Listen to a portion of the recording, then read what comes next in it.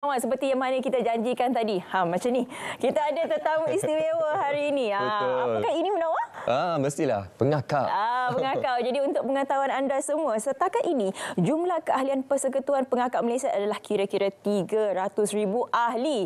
Dan juga akan mensasarkan 500,000 ahli menjelang 2025. Wow, jumlah keahlian yang sangat besar dan sudah pasti hari ini kita akan menggambarkan bagaimana Persatuan Pengakap Malaysia ini berjaya membangunkan kepimpinan dalam kalangan belia di Malaysia. Jadi kita terus saja memperkenalkan tetamu istimewa kita pada pagi ini, iaitu Yang Berhormat Tan Sri Datuk Johari bin Abdul yang merupakan Yang di-Pertua Dewan Rakyat merangkap Ahli Majlis Pengakap Malaysia. Assalamualaikum. Alhamdulillah. Alhamdulillah. Macam ni tau. Betul. Okey, bila kita bercakap mengenai pengakap ni, saya nak tanya soalan yang pertama. Kenapa pengakap, Tan Sri? Okey, yang pertama sekali melalui pengakap kita akan mengasuh bukan saja diri kita juga masyarakat. Oleh kerana kita harus ada platform untuk melahirkan satu individu yang baik. Parenting good, bapa mak bapak, tetapi mak bapak dan mak dan bapa kita juga ada masa terhad. Kan? Jadi kita akan hantar anak kita ke sekolah. Lepas sekolah apa jadi? Tambah sekarang ni mak dan bapa bekerja kebanyakannya lah.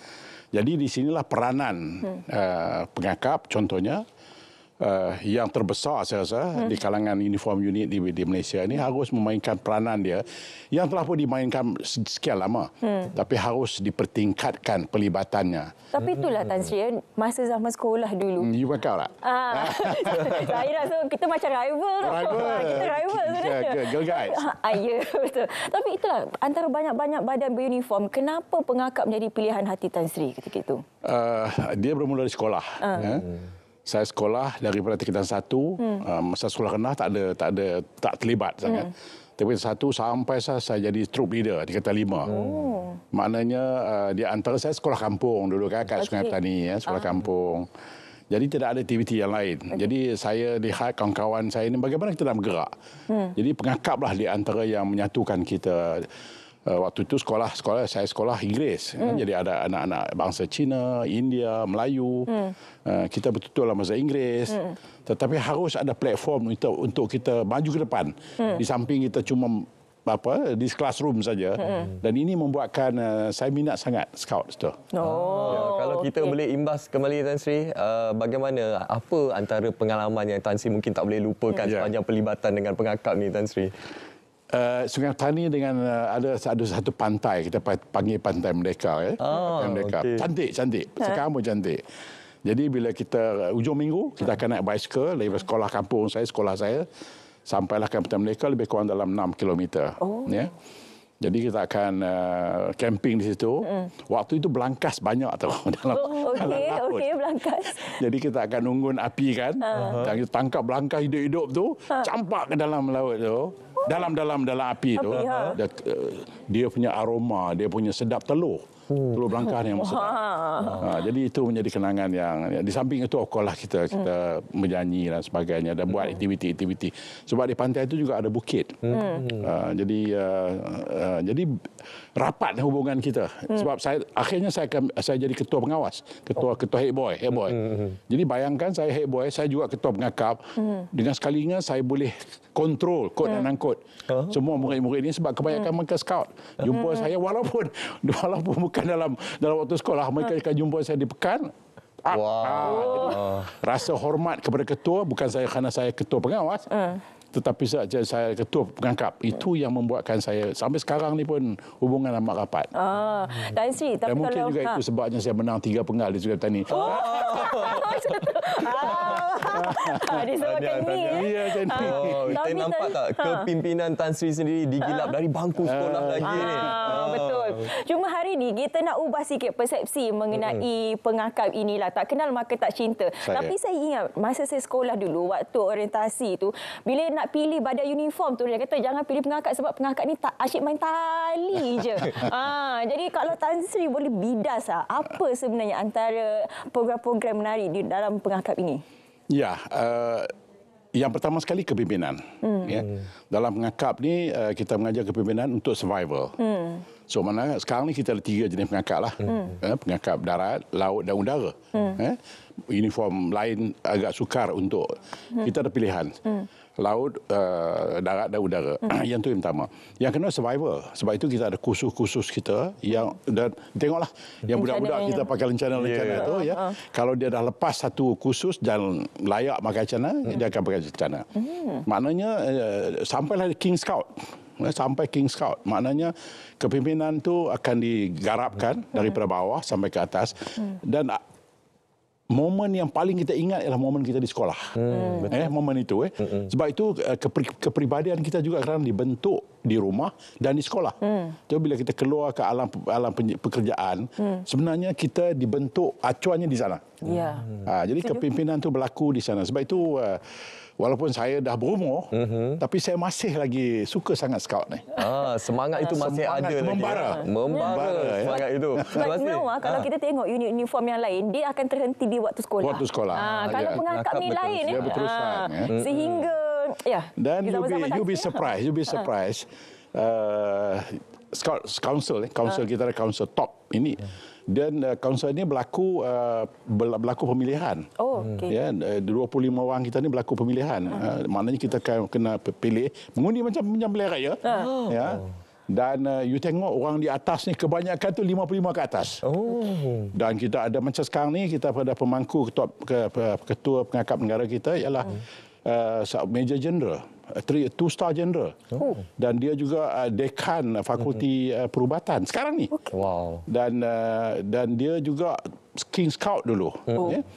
Kemudian kita ada banyak, contohnya Datuk Amir, bekas ketua arkitek negara. Kemudian kita ada Datuk Abdullah, Tan Sri Abdullah, millionaire daripada Terengganu. Betul. Dan kita ada ramai ni semua orang yang umur 55 ke atas. Dan banyak doktor, arkitek, engineer, India, China, Melayu kita himpun. Dan mereka ini comeback untuk menyumbangkan diri mereka kepada dan khidmat bakti mereka kepada Scout. Tan Sri, kita lihat bagaimana pengangkat Malaysia ini berjaya mencungkil bukan sahaja bakat mereka namun juga dari aspek kepimpinan yang paling utama seperti yang Tan Sri nyatakan tadi. Tan Sri, bagaimana Tan Sri melihat pencapaian pengangkat Malaysia setakat ini? Ialah dari segi aktivitinya, keterlibatan programnya. Baru-baru ini pengangkat Malaysia menghantar wakil sehingga ke Korea Selatan. Ini bagaimana Tan Sri? Setiap tahun kita akan ada jamburi di Malaysia. Dan yang saya ingat insya-Allah tahun ini juga akan berlaku di Serdang tahun depan.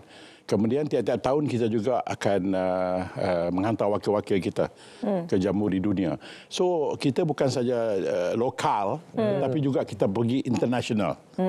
Jadi one thing yang cantiknya about Scout ni, apabila kita berjumpa, kita tak bercakap pasal politik. Kita cakap pasal benda yang kita nak bawa, nation building.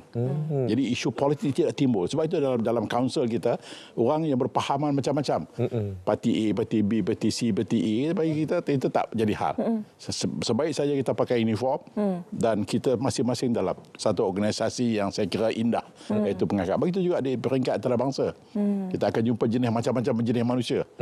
Tetapi bila kita berkumpul, kita bercakap tentang pengangkat. Kalau kita melihat yang menarik juga, Yang Amat Berhormat Perdana Menteri Datuk Seri Anwar Ibrahim diumumkan sebagai Presiden Agong Persekutuan Pengangkat Malaysia. Jadi ini juga yang menarik untuk pengangkat. Sebab ianya di bawah Persekutuan dia ada diperbadankan di bawah Akta Parlimen nombor 784 tahun 1968. Ini yang uniknya, mungkin Tan Sri boleh kongsikan mengenai ini. Pengangkap ini ditubuhkan sebagai satu persekutuan yang diperbadankan. Mana dia ada akta dia sendiri.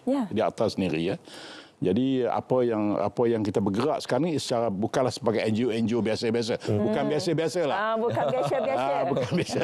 Maknanya kita ada akta sendiri dan kita tahu dan lepas itu berstruktur. Mana dengan itu memberikan kita kelebihan berbanding dengan NGO yang lain ataupun pasukan uniform yang lain. Kemudian kita punya kedudukan tu almost dia punya kedudukan tu horizon yang cukup besar. Sebab itu pada tahun ini kita akan mengambil sikap bahawa tema kita akan kita ubahkan insya-Allah. Pada saya akan maklumkan sebentar lagi supaya kita melihat bahawa apa yang sedang berlaku ini ialah anak-anak muda ini harus kita persiapkan diri mereka untuk jadi pemimpin negara kita. Itu saya setuju, Tan Sri. Dan selepas ini, Tan Sri, bercakap berkenaan pengakap ini, apa antara aktiviti dalam tempoh terdekat dan difahamkan, Tan Sri, akan berlaku Majlis Makan Malam Amal Persatuan Pengakap Malaysia pada 1 Disember nanti, Tan Sri? Yes. Kalau saudara ikuti apa yang berlaku dalam Parlimen, kerajaan melalui Menteri Pertahanan telah umumkan bahawa kita akan hidupkan balik PLKN yang kita namakan PLKN 3.0. PLKN 3.0 ini dia bermula persediaannya di peringkat awal, ya, maknanya peringkat sekolah-sekolah, anak-anak kita di sekolah-sekolah. Dan fokusnya adalah kepada anak-anak kita tempat. Okay. Lepas itu sebaik saja dihabis SPM, dalam undang-undang PLKN, dia mesti mendaftar diri untuk masuk PLKN. Dia tidak ada pilihan. Tidak ada pilihan. Dan kalau ada parent yang cuba menyekat, parent juga akan dikenakan hukuman. Oh ya, yeah, very tough. This law is very tough, PLKN.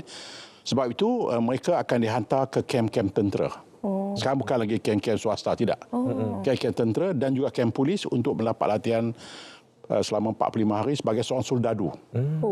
Full train sebagai soldadu. Baik. Kalau bila result dah keluar, dia akan masuk ke universiti.